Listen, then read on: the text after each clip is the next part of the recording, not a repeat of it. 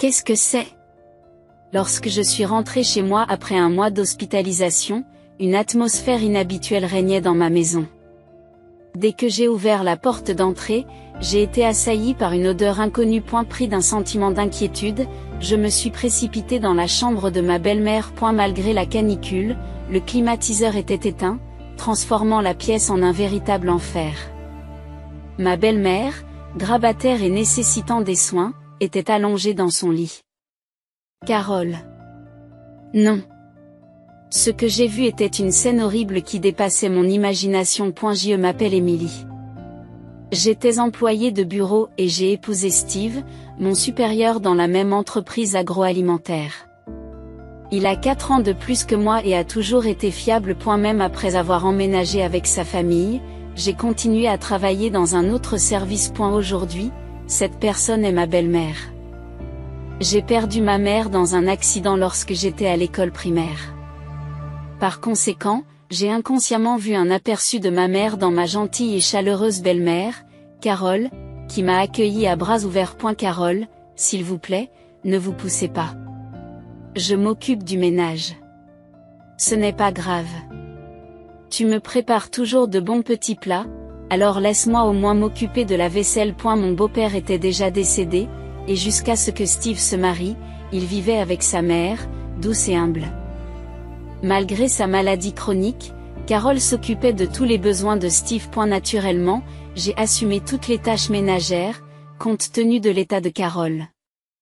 Cependant, elle m'a toujours aidée, s'inquiétant pour moi en tant que nouvelle femme au foyer. Ta mère est si gentille. Je lui en suis très reconnaissante. C'est vrai? Toutes les mères sont comme ça. Steve n'a jamais montré de gratitude envers sa mère. Au contraire, il pensait que c'était le devoir d'un parent de s'occuper de son enfant. Lorsque notre mariage a été décidé, Steve a dit: je veux quitter cette vieille maison et dire au revoir à ma mère.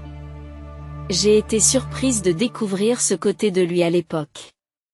Ne devriez-vous pas être plus attentionné envers votre mère? Carole souffre d'une maladie chronique. Ayant perdu ma mère très tôt et incapable d'être filiale, j'avais quelques réserves à l'égard de mon mari, qui restait un fils à maman. J'ai donc proposé que nous vivions ensemble après le mariage. Heureusement, mon père était en bonne santé et j'avais des frères et sœurs dans ma ville natale. Cependant, Steve était réticent à cette idée, qui ne correspondait pas à ses idéaux. Mais j'ai persisté. Nous ne pouvons pas laisser Carole seule. Elle peut tomber malade à tout moment. Alors tu t'occupes d'elle. Mais ne néglige pas les tâches ménagères. À contre-ségur, Steve a accepté. Quelques mois après le début de notre cohabitation, la maladie chronique de Carole a progressé et elle est devenue de plus en plus immobile. Il lui était difficile de marcher et elle avait besoin d'un soutien constant. Je suis désolée que tu aies dû quitter ton travail à cause de moi.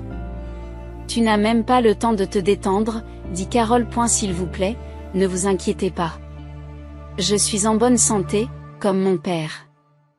J'ai beaucoup d'énergie, l'ai-je rassuré. Pour me consacrer entièrement à Carole, j'ai décidé de devenir une femme au foyer à plein temps. C'était un choix naturel pour moi, car j'avais été comme une mère pour mes jeunes frères et sœurs à la maison et je n'avais aucune réticence à m'occuper des autres. Plus important encore, je voulais aider ma belle-mère, qui m'exprimait toujours sa gratitude. Je ne l'aiderai pas du tout. C'est ce que nous avions convenu, m'a rappelé mon mari en me rappelant notre conversation précédente, lorsque j'avais accepté de m'occuper seule de sa mère. Même lorsque j'étais clouée au lit par un rhume et que je ne pouvais pas faire le ménage, Steve se contentait de rire, son téléphone à la main. Ignorant les piles de linge et de vaisselle. Elle veut sans doute se reposer à la maison puisqu'il travaille dans l'entreprise, me disais-je. Mais en me disputant avec lui, Carole se sentirait coupable, pensant qu'elle était à l'origine des problèmes entre nous. J'ai donc tout enduré et géré seule, même si c'était difficile. Cependant, ces journées ont eu raison de moi, ce qui a conduit à un incident inattendu. Je suis soudainement tombée malade et je me suis effondrée en faisant le ménage. J'ai été transportée d'urgence à l'hôpital pour y subir une intervention chirurgicale. Rester à l'hôpital aussi longtemps est un problème. J'ai quelqu'un qui a besoin de soins à la maison, me suis-je inquiété. Après que le médecin m'a expliqué mon état, ma plus grande préoccupation a été Carole. Fière de ma santé robuste, je n'avais jamais imaginé que je finirais par être hospitalisée. Je n'avais même pas pensé à la façon dont Carole se débrouillerait sans moi. J'étais perdue. Et ne t'inquiète pas pour maman. Je vais m'occuper d'elle, m'a rassuré mon mari lorsqu'il m'a rendu visite à l'hôpital. Mais qu'est-ce que c'est que cette réaction? Pourquoi cette réaction? Je n'ai pas pu m'empêcher de laisser échapper un son étrange à ses paroles. Tu n'es pas là, alors c'est à moi de le faire, a-t-il répondu. Même s'il avait l'air un peu agacé et fatigué, il semblait sincèrement préoccupé par le fait de gérer les choses en mon absence. Mon mari, qui n'avait jamais participé aux soins ou aux tâches ménagères depuis notre mariage, prenait maintenant l'initiative. Je m'attendais à ce qu'il se plaigne de devoir se débrouiller sans moi. J'ai donc été très surprise par sa volonté de s'impliquer. De nombreuses personnes sont en congé de maternité et le lieu de travail manque de personnel. Je ne pourrai pas vous rendre visite souvent, mais tenez bon. Je ne pourrai pas vous rendre visite souvent, mais tenez bon. J'ai compris. Je vous remercie. Sur ce, Steve quitte la chambre d'hôpital après avoir déposé des vêtements et des fournitures supplémentaires, en disant qu'il a encore du travail à faire. Dans les moments difficiles, je peux toujours compter sur toi. Merci, Steve. Même s'il était brusque, le fait de savoir que je pouvais lui confier Carole me rassurait. J'ai été hospitalisée, et je comprenais parfaitement son emploi du temps chargé. Le fait qu'il ne puisse pas me rendre visite souvent ne me dérangeait pas. Ainsi rassurée, j'ai baissé ma garde. Avec le recul, j'aurais dû m'interroger sur ses intentions à ce moment-là et sur la véritable nature qu'il cachait. Après cela, mon opération s'est déroulée avec succès. La convalescence post-opératoire s'est déroulée sans problème et j'ai pu quitter l'hôpital environ 2 semaines plus tôt que prévu. Je ne m'attendais pas à ce que vous vous remettiez si vite. Le médecin a été surpris par la rapidité de mon rétablissement. Enthousiasmé à l'idée de pouvoir rentrer chez moi plus tôt, j'ai appelé mon mari avec impatience. Mais j'ai eu beau essayer, je n'arrivais pas à le joindre. Il doit être occupé par son travail et s'occuper de Carole. J'ai décidé d'arrêter les textos et de le surprendre en me présentant à la maison à l'improviste. Steve sera probablement tellement choqué qu'il en aura les yeux exorbités. C'est avec ces pensées insouciantes que j'ai passé les derniers jours de mon séjour à l'hôpital. Environ 1 mois s'était écoulé depuis mon hospitalisation. La saison était passée à l'été. À l'époque, j'étais tellement heureux de retrouver une vie normale que j'étais complètement exalté. En fait, je n'ai même pas remarqué que mon mari ne m'avait pas contacté une seule fois au cours des quelques jours qui ont suivi l'annonce de ma sortie. Puis, après un long moment, je suis retournée sur ma propriété. Il était midi et le soleil brillait si fort que c'était presque douloureux. Carole, je suis rentrée. Quoi, dès que j'ai ouvert la porte d'entrée. J'ai senti que quelque chose n'allait pas. Une odeur étrange et inconnue emplissait l'air et une atmosphère pesante régnait dans le couloir. C'était une journée exceptionnellement chaude, mais le climatiseur ne fonctionnait pas, ce qui rendait la température à l'intérieur encore plus élevée qu'à l'extérieur. C'était un véritable enfer. Une pensée terrible m'a traversé l'esprit et je me suis précipitée dans la chambre de ma belle-mère, paniquée. Non. Carole. Carole, tiens bon. Mais ma belle-mère n'a pas répondu à mes appels. Et la scène à laquelle j'ai assisté ce jour-là était plus que tragique et m'a traumatisée à vie. Ce n'est que le lendemain soir que j'ai enfin pu contacter mon mari. Steve, où es-tu et que fais-tu? Les choses ici sont vraiment. Soudain, l'image du visage souriant de Carole lorsqu'elle allait bien m'est revenue à l'esprit, et je me suis retrouvée à court de mots. Mais mon mari ne semblait toujours pas conscient de la situation. Hey, Emily. Je n'entends pas du tout ce que tu dis. Steve, écoute bien. En fait, Carole. Maman? Oh, je suis en voyage avec elle en ce moment. Il avait l'air ivre, il bredouillait à l'autre bout du fil. Carole était à la maison. De quoi tu parles? Et quel voyage, oh? Voyage d'affaires. Oui. Je suis en voyage d'affaires et je voulais parler au personnel de l'hôtel d'une personne qui ressemble à maman. Il parut soudain troublé et continua à donner un flot d'explications incohérentes. Bien sûr, rien de tout cela n'avait de sens pour moi. Expliquez-moi pour que je comprenne. Je commençais à être frustré et mon ton est devenu dur. Calmez-vous. Tu es à l'hôpital? Tu ne devrais pas faire d'histoire là-bas. Maman va bien. Je te passe le bonjour. Sur ce, il a brusquement raccroché. Il semblait toujours penser que j'étais à l'hôpital. Après notre appel, il a dû éteindre son téléphone, car je n'ai pas pu le joindre, même si j'ai essayé plusieurs fois. Qu'est-ce qu'il fait dans un moment pareil? Si c'est le cas, je n'ai pas d'autre choix. Dans mon désespoir, j'ai décidé de contacter son lieu de travail pour savoir où il se trouvait. Mais... Quoi? C'est vraiment vrai? J'ai eu une autre révélation choquante. L'employé à qui j'ai parlé semblait déconcerté et m'a demandé « Vous ne saviez pas, ma méfiance à l'égard de mon mari est montée en flèche. » Déterminé à découvrir la vérité, j'ai utilisé tous les moyens possibles pour enquêter sur ce qui s'était passé pendant mon hospitalisation. C'est alors que j'ai découvert une vérité surprenante. Que veut-il dire par « je m'occupe de maman, ne t'inquiète pas » ? C'est ridicule. Je peux pardonner ce qu'il m'a fait, mais je ne pardonnerai jamais ce qu'il a fait à Carole. Jamais.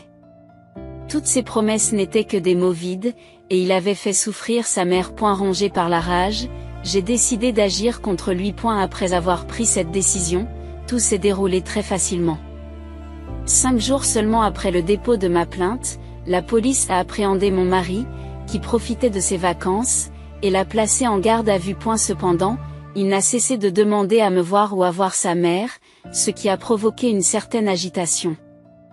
La police a fini par m'appeler et m'a dit « Il est très bruyant, descendez s'il vous plaît. » D'accord, j'arrive tout de suite. C'est renfermement mon sac, je suis entré dans le commissariat. Qu'est-ce qui se passe ici? Pourquoi dois-je me faire arrêter? Dès que je suis entré dans la salle de visite, mon mari m'a regardé à travers la vitre et a crié. Ses cheveux étaient ébouriffés et sa barbe n'était pas entretenue. Il avait l'air bouleversé. Calmez-vous. On nous observe. Des policiers nous ont observés tout au long de la visite. Poussé par mes paroles, Steve respire profondément et se calme. Il doit s'agir d'une erreur. Un manquement au devoir de protection de la mère? De quoi s'agit-il? C'est exactement ce que l'on dirait. Je réponds en soupirant et mon mari, qui s'attendait peut-être à ce que je sois d'accord avec lui, me regarde avec surprise. A eu fait, vous savez maintenant ce qu'est Carole, n'est-ce pas? La scène à laquelle j'ai assisté ce jour-là était celle de Carole, dans un état impossible à reconnaître. La température de la pièce avoisinait les 98 degrés, comme à l'extérieur. Elle était allongée dans des vêtements souillés, complètement immobile. La vue, la chaleur et l'odeur sont restées gravées dans mon esprit, me hantant de cauchemars pendant un certain temps. Oui, la police n'a pas arrêté de m'en parler. C'est vraiment déprimant. Comment pouvez-vous dire une chose pareille? Allez, ne vous énervez pas comme ça. Elle était vivante, n'est-ce pas? Comme il l'a dit, Carole a survécu de justesse. Lorsqu'elle a été retrouvée, elle était très affaiblie, son corps émacié comme un squelette, s'accrochant à peine à la vie. Lorsque les ambulanciers et les médecins l'ont transportée, ils m'ont dit sévèrement que si nous étions arrivés quelques minutes plus tard, il aurait été trop tard, et que faisait la personne qui s'occupait d'elle? Il était évident qu'elle était dans un état désastreux. Carole a souffert seule pendant longtemps. Ce n'est pas mon problème. D'ailleurs, j'avais prévu une aide. Seulement une fois par semaine, n'est-ce pas? Carole avait besoin d'aide pour tout, y compris pour aller aux toilettes et se changer. Et vous appelez ça assumer vos responsabilités? Oui, c'est cela. Il a répondu fermement, sans hésiter.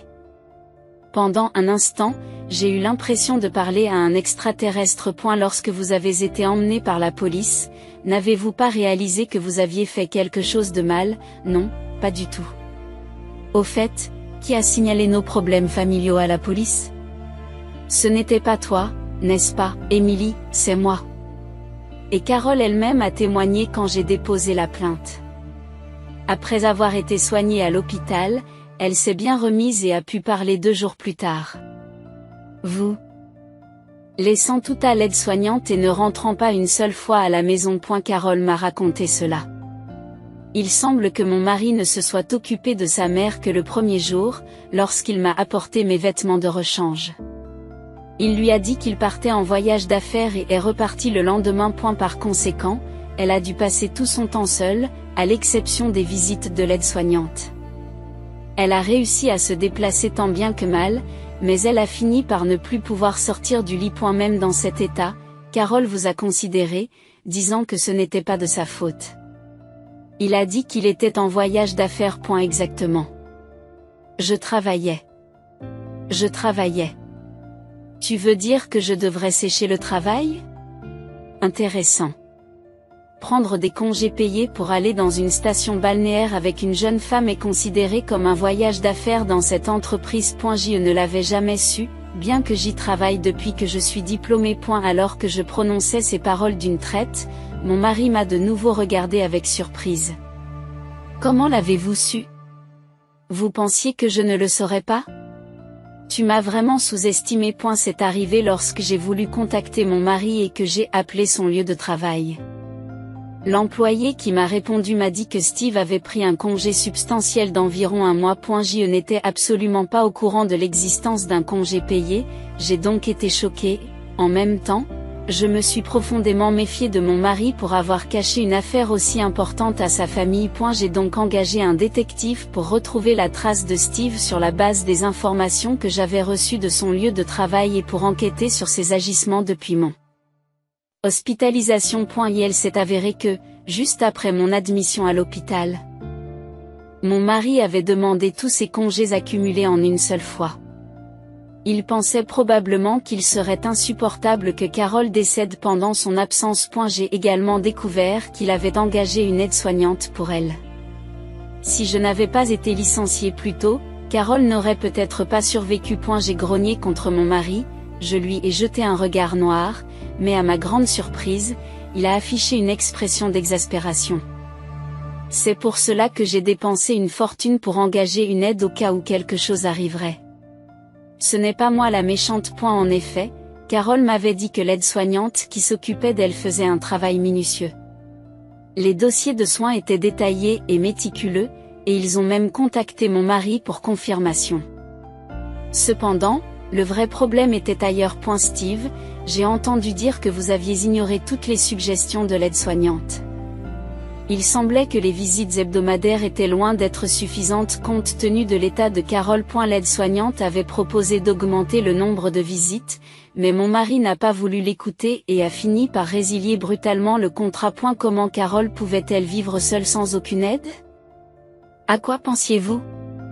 Expliquez-vous. Ces types étaient tellement ennuyeux, ils me disaient toujours de faire ceci ou cela.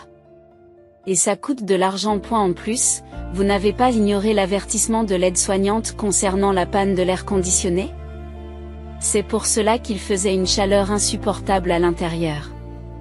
J'ai confirmé tout cela auprès de la société d'aide familiale. Apparemment, la personne en charge de Carole avait été prévenue par mon mari. Je passe à un service qui fournit de meilleurs soins, donc je résilie le contrat avec vous. Il n'avait donc jamais imaginé que Carole finirait par être négligée. Steve, tu me l'as dit. Ne t'inquiète pas, je m'occupe de tout, n'est-ce pas? Pourquoi as-tu fait des promesses aussi vides? Ça ne sert à rien de me reprocher ce qui est déjà arrivé. Bon sang, tu es vraiment ennuyeux. Et elle a commencé à marmonner des excuses, mais tout ce qu'il a dit m'a exaspéré, car c'était aussi de l'égoïsme. Et pour la liaison, tu pensais vraiment que ça ne me ferait pas de mal? Mais il n'y avait rien à faire. Après d'avoir vu t'occuper de cette vieille femme, je ne pouvais plus te voir comme une femme. Qu'est-ce que tu viens de dire? Répète-le. J'ai crié avec colère, ce qui a provoqué une légère crispation chez le policier qui se tenait derrière mon mari. Je m'excuse. Je me suis excusée d'avoir perdu mon sang-froid et je me suis rassise. Je voulais juste m'amuser un peu. Je me sens mal à l'aise. Il a marmonné cela sans me regarder dans les yeux, comme un enfant boudeur qu'on a grondé. Au fond de lui, il pensait probablement encore qu'il n'était pas fautif. Mais il s'est probablement rendu compte que s'il ne disait pas une chose pareille, ma colère ne s'apaiserait pas et que cela nuirait à son dossier auprès de la police. Il a donc essayé d'être malin. Vous ne vouliez pas vous occuper de votre mère et ne vouliez pas être responsable d'elle. C'est toujours ce que vous ressentez ? Je ne sais pas. Son refus de le nier montrait clairement qu'il restait délibérément vague pour éviter tout conflit. C'est à ce moment-là que je l'ai abandonné. J'ai compris quel genre de personne tu étais. Je pensais pouvoir t'attendre si tu avais vraiment des remords et si tu étais prêt à expier tes péchés, mais c'est impossible. Me sentant stupide d'avoir ne serait-ce qu'une lueur d'espoir, j'ai sorti les papiers du divorce de mon SAC. Je divorce et tu vas payer pour ce que tu as fait à Carole. Je demanderai une pension alimentaire, alors prépare-toi. Non, attendez. S'il te plaît, ne fais pas ça. Pourquoi tu dis ça maintenant ? Après tout ce qui s'est passé, je ne comprenais pas pourquoi il résistait alors que la situation était si claire. J'ai poussé un profond soupir. Complètement déconcerté. Steve m'a supplié. Je voulais juste m'amuser un peu. Emily, tu es la seule que j'aime. Je t'en prie, crois-moi. Je ne peux plus supporter de te voir. Tu ne comprends pas, si tu pars, qui va s'occuper de ma mère ? Au bout du compte, tu ne vas pas l'abandonner elle aussi ? Parler de sa mère dans un moment aussi désespéré, sa nature pourrie me rendait malade. Carole a décidé de vendre la maison et de déménager. Où va-t-elle ? Je n'en sais rien. Elle m'a dit de vous dire que je ne serai plus sur votre chemin.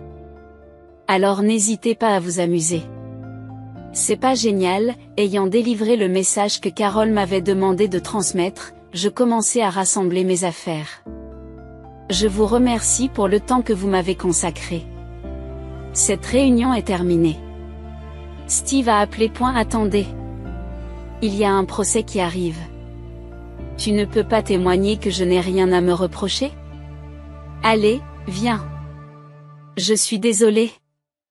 Faites quelque chose. S'il vous plaît. Je n'ai pas l'intention de vous défendre et je ne paierai pas votre caution. Réfléchissez à vos actes. Dis-je fermement. Mon mari m'a regardé avec une expression à la fois larmoyante et furieuse. Steve a craqué. Pourquoi fais-tu cela ? Tu es une femme si froide. C'est pour ça que je t'ai trompé. Dis ce que tu veux. Je ne veux plus jamais voir ton visage. Lorsque j'ai terminé, je crois que j'avais les larmes aux yeux. Ayant perdu un parent très tôt dans la vie, j'avais espéré que mon mari et moi pourrions nous comprendre. Le fait d'être trahi par lui a donc été très douloureux. Mais ce jour-là, j'ai pu dire tout ce que je voulais dire. C'est sûrement mieux ainsi. J'ai essuyé mes larmes et j'ai eu soudain l'impression de tout lâcher. Puis, sans me retourner vers mon mari qui tapait sur la vitre en criant, j'ai rapidement quitté la pièce. Par la suite, mon mari a été condamné à 2 ans de prison. Pendant qu'il purgeait sa peine, nous avons entamé la procédure de divorce et il a été condamné à verser une pension alimentaire de $30 000 dans le cadre du règlement du divorce. J'ai entendu dire que Steve ne cessait de broyer du noir en prison. En outre, sa mauvaise attitude a apparemment attiré l'attention des gardiens, mais je ne sais pas si c'est vrai. Quant à mon ancienne belle-mère, Carole, elle a déménagé dans une ville rurale tranquille où l'on respire de l'air frais. Il semble que sa santé se soit grandement améliorée, probablement grâce à tous les aliments sains qu'elle consomme. Aujourd'hui encore, je reste régulièrement en contact avec Carole. Elle s'est fait des amis proches et mène une vie plus dynamique qu'auparavant. J'ai obtenu un diplôme et j'ai commencé à travailler pour une entreprise de soins. Désormais, je veux aider le plus grand nombre possible de personnes dans le besoin. Que pensez-vous de cette histoire ? N'oubliez pas de vous abonner à la chaîne. Je vous donne rendez-vous dans la prochaine vidéo.